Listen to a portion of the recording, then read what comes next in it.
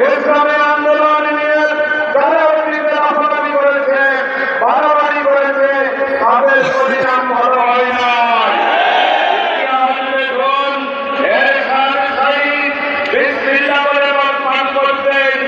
ইসলামী আইন জারি করেছিলেন, কিন্তু বাংলার মানুষ তাদেরকে ক্ষমতায় রাখে নাই।